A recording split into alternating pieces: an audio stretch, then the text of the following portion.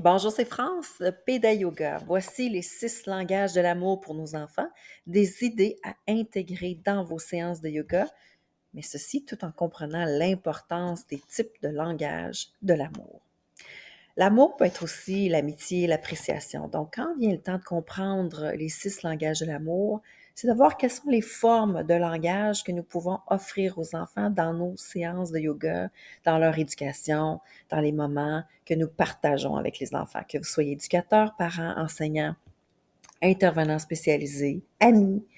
Toutes ces paroles, ces moments de qualité, ces cadeaux, les services rendus, le toucher physique, ou tout simplement les moments où nous amenons les gens à s'élever. Et je vous expliquerai comment vous pouvez expliquer ça aux enfants.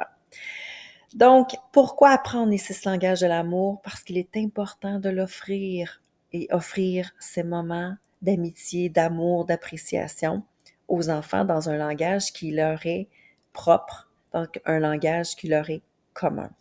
Quand je dis le mot langage, ça ne veut pas dire tout simplement des mots, ça veut dire aussi d'autres formes de langage, soit par le langage non verbal, par justement un moment de présence que vous pouvez offrir aux enfants. Donc, première chose, les paroles valorisantes. Je pense que c'est normal. Nous aimons offrir aux enfants des paroles, des mots positifs, des mots qui offrent du réconfort, du soutien et des mots qui donnent l'impression, qui donnent le sentiment aux enfants d'être bons, compétents, génial. Donc, ils valorisent leur estime de soi.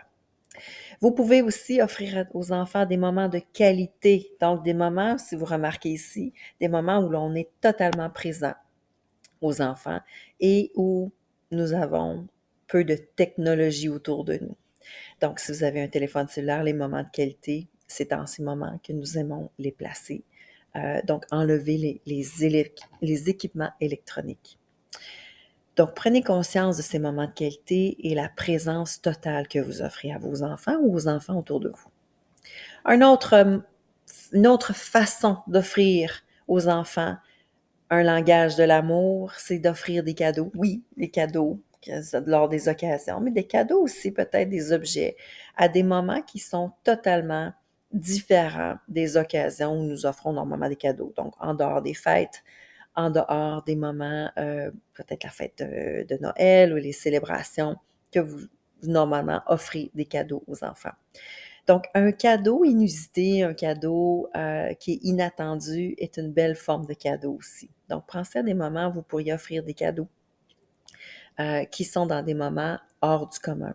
Je pense à des moments Péda Yoga aussi où nous offrons des cadeaux, des téléchargements gratuits et des, des cadeaux de qualité peuvent être tout simplement une petite note positive, un objet, oui, mais ça peut être un objet aussi significatif que vous offrez dans les séances de yoga pour enfants ou dans les moments de qualité que vous avez avec les enfants. Donc, vous pouvez combiner aussi les langages de l'amour ensemble pour que ce soit encore plus puissant.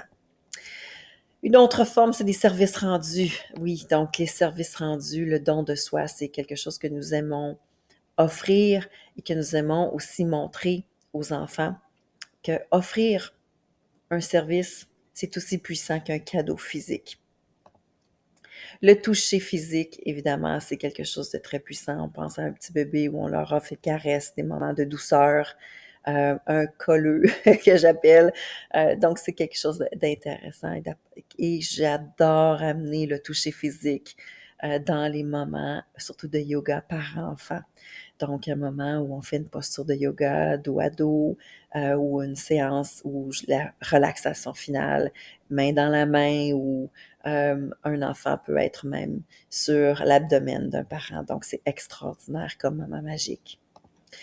Et pour terminer, tirer l'autre vers le haut, ça veut dire offrir des encouragements. Lorsque les gens ont peut-être moins confiance en eux, leur amener un support, leur amener aussi à avoir une vision plus claire d'un avenir plus prometteur.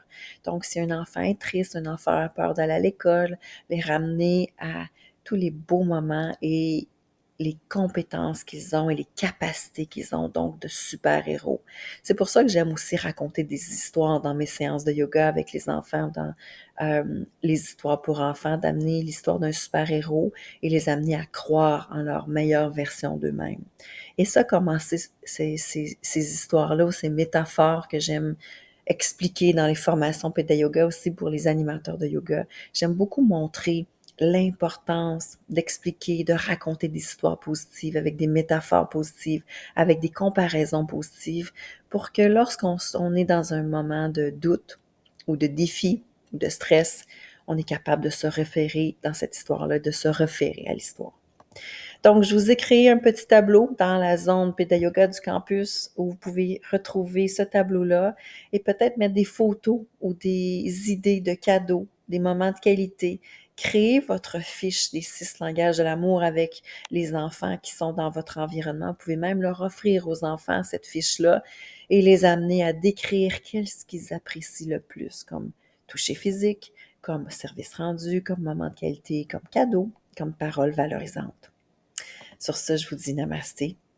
Intégrez les 6 façons, les 6 langages de l'amour dans votre quotidien. Namasté.